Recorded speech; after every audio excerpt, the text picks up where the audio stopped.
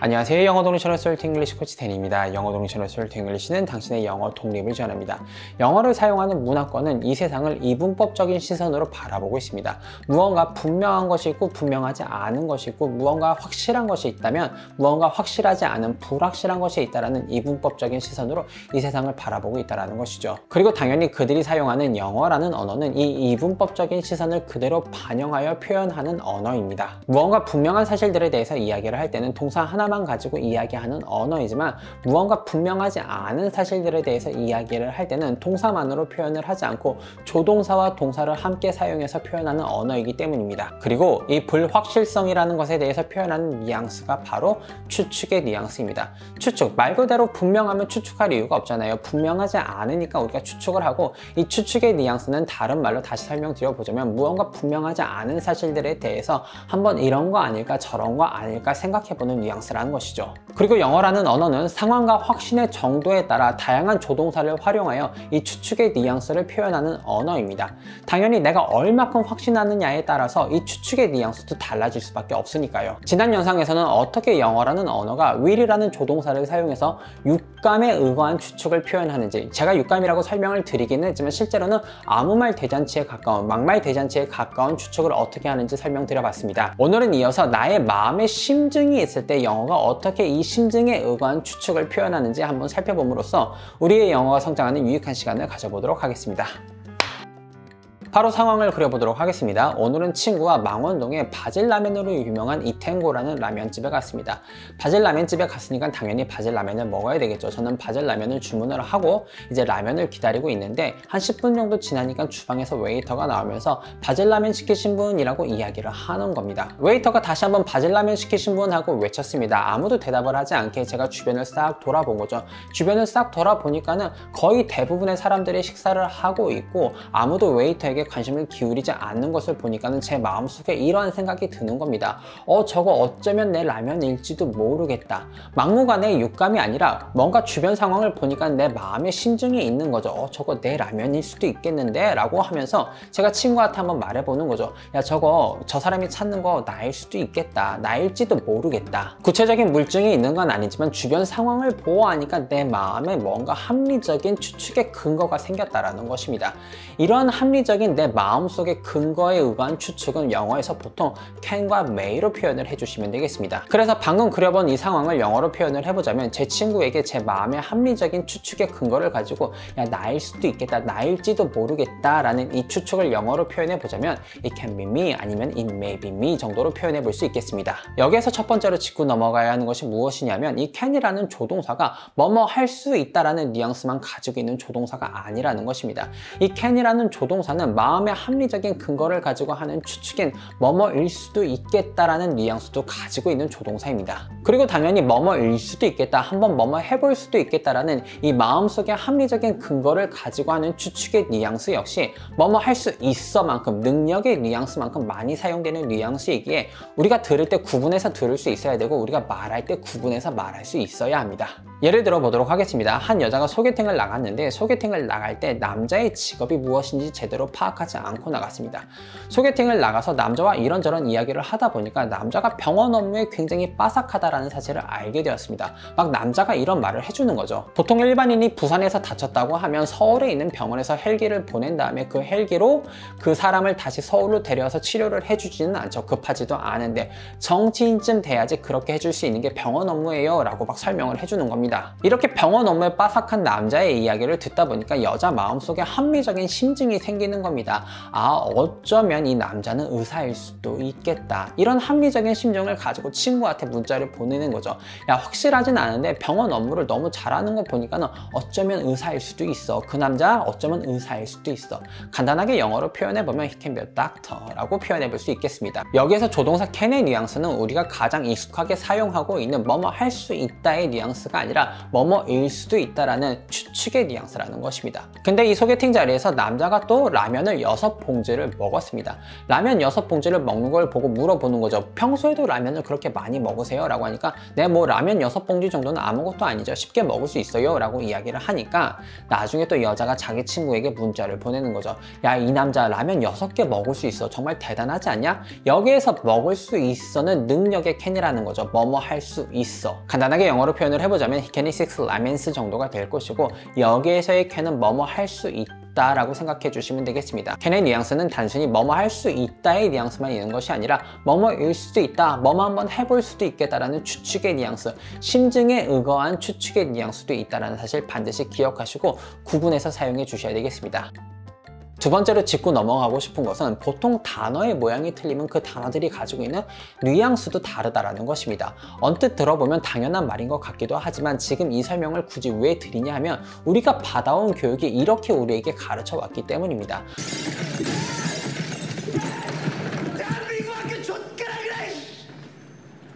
우리는 보통 must는 have to랑 똑같고 can은 be able to랑 똑같다라고 배워왔지만 사실 must, can과 be able to, have to는 완전 다른 뉘앙스를 가진 미묘하지만 분명하게 다른 단어들이거든요. 분명하게 차이점이 있는 뉘앙스를 가진 표현들입니다. 하지만 이 추측의 뉘앙스에서만큼은 이 can과 may는 거의 차이가 없는 거의 100% 동일한 뉘앙스라고 생각해 주셔도 괜찮겠습니다. 이 may를 사용하는 곳에 우리가 얼마든지 can을 사용할 수 있고 can이 사용되어 있는 곳에 얼마든지 may로 대체하여 사용해 주셔도 뉘앙스의 변화가 없다라고 생각해 주셔도 좋습니다. 이어서 상황을 조금만 바꿔서 한번 설명드려 보도록 하겠습니다. 마찬가지로 바질라면 시키신 분하고 웨이터가 외친 겁니다. 바질라면 시키신 분 하니까 아무도 대답을 안 하는데 웨이터가 다시 한번 바질라면 시키신 분하고 외쳤습니다.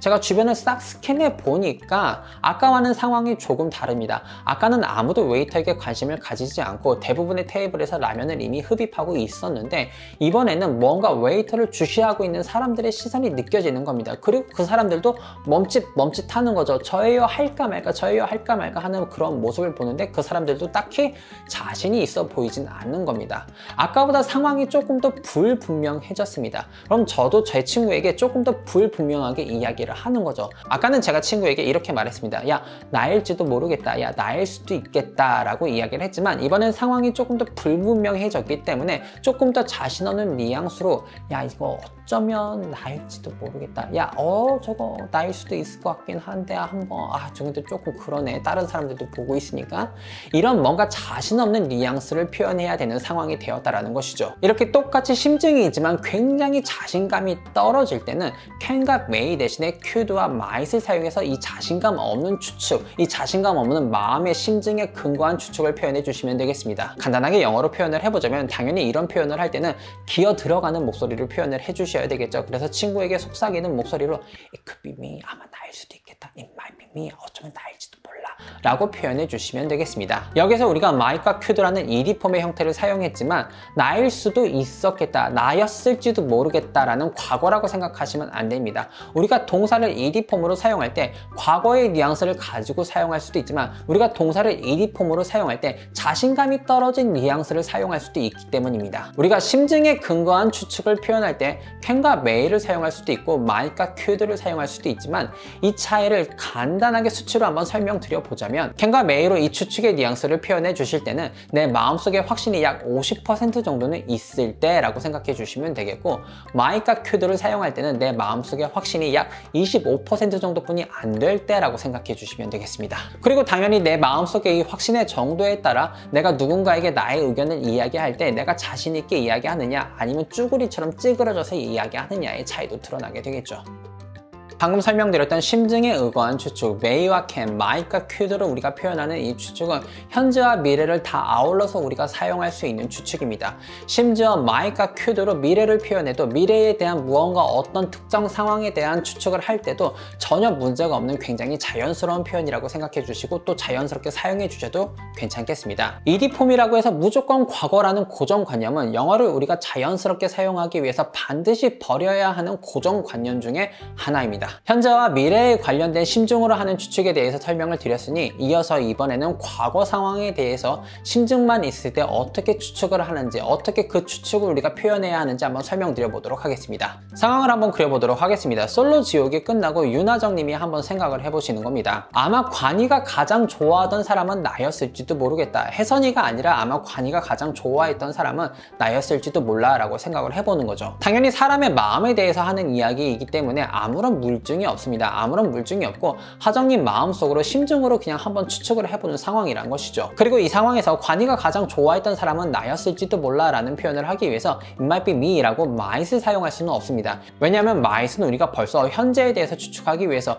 미래에 대해서 추측을 하기 위해서 사용을 해버렸기 때문에 또 여기서 우리가 might을 사용하게 된다면 도대체 이게 현재에 대한 추측인지 과거에 대한 추측인지 미래에 대한 추측인지 알 수가 없어져 버리게 되기 때문입니다. 이렇기 때문에 영어라는 언어에서 이제 남게 되는 옵션은 have pp 폼이라는 동사의 형태밖에 없게 됩니다. 우리가 have pp 폼을 우리나라 말로 현재 완료라고 이름 붙이기는 하였지만 have pp는 명백하게 과거에 대해서 이야기를 하는 동사의 형태이기 때문입니다. 즉 영어에서는 과거에 대해서 표현할 수 있는 동사의 형태가 두 가지인데 하나는 ed 폼이요, 하나는 have pp 폼입니다. 하지만 우리가 이 상황에서 ed 폼은 이미 현재에 대한 추측, 미래에 대한 추측을 하기 위해서 사용을 해버렸기 때문에 남는 옵션이 have pp 폼 하나뿐이 없다라는 것이죠. 결론적으로 관이가 정말로 좋아했던 것은 나였을지도 몰라 라는 과거 상황에 대한 추측을 하기 위해서, 과거 상황에 대한 표현을 하기 위해서 우리는 have pp를 사용할 수밖에 없고, 간단하게 영어로 표현을 해보자면 it might have been me 라고 표현해 주시면 되겠습니다. 간단하게 작은 상황 하나만 더 그려보고 설명드려 보도록 하겠습니다. 옛날에 제 친구가 미국 사람이랑 결혼을 했습니다. 이름이 지희라는 친구였거든요. 김지희라는 친구였는데 이 친구가 미국 사람이랑 결혼을 했었습니다. 그때는 그 사람에 대해서 제가 별 이상한 점을 느끼지 못했습니다. 왜냐하면 저도 미국 문화에 그렇게 익숙하지 않았던 참이어서 그 사람에 대해서 별로 이상한 걸 느끼지 못했었습니다. 근데 지금 시간이 15년이 지나서 다시 생각을 해보니까 그 사람이 하던 행동이 뭔가 굉장히 게이스러웠던 게 많았다라는 것이 지금 깨달아집니다. 그래놓고 제가 지금 혼자 한번 다시 생각을 해보는 거죠. 그 사람이 그렇게 면도를 열심히 한 걸 보니까, 그 다음에 말하는 코드나 그 드레스 코드를 보면은 아마 게이였을지도 몰랐겠다라고 과거에 대해서 추측을 해볼 수 있겠습니다. 영어로 간단하게 표현해보면 he might have been gay라고 표현해 주시면 되겠습니다. 구체적인 물증이 있는 건 아닙니다. 단지 그냥 그 사람이 하는 행동을 보니까 너무 여성스러워서 제 마음속에 합리적인 심증이 있는 상황인 거고, 과거의 상황이었기 때문에 그때 그 사람 게이였을지도 모르겠구나 라고 한번 생각을 해보는 거죠. 영어에서 불확실한 것들에 대해서 추측을 할 때 어떻게 표현하는지, 우리가 어떤 상황에서 추측의 뉘앙스를 사용해야 하는지 살펴보는 두 번째 시간이었습니다. 당연히 우리가 세상을 살아가면서 모든 것을 다 분명하게 아는 것이 아니기 때문에 우리는 이 추측성의 발언을 굉장히 많이 만들어내고 해야 하고 또 들어야 합니다. 그리고 당연히 내가 어떤 상황에서, 어떤 배경에서 어떤 정도의 확신을 가지고 이 추측을 하느냐에 따라서 우리가 하는 표현도 달라져야 합니다. 그 중에서도 오늘은 분명한 물증이 있는 건 아니지만, 그리고 내 본능에 의거한 추측은 아니지만 뭔가 내 마음속에 합리적인 심증이 있을 때 우리가 그 심증을 어떻게 표현해야 하는지, 미래에 관해서, 현재에 관해서, 그리고 과거에 관해서 어떻게 표현해야 되는지 함께 살펴보고 설명드려보는 시간을 가졌습니다. 이 추측성의 발언을 잘 하셔야지 우리의 삶이 편해지고 우리의 영어가 굉장히 편해집니다.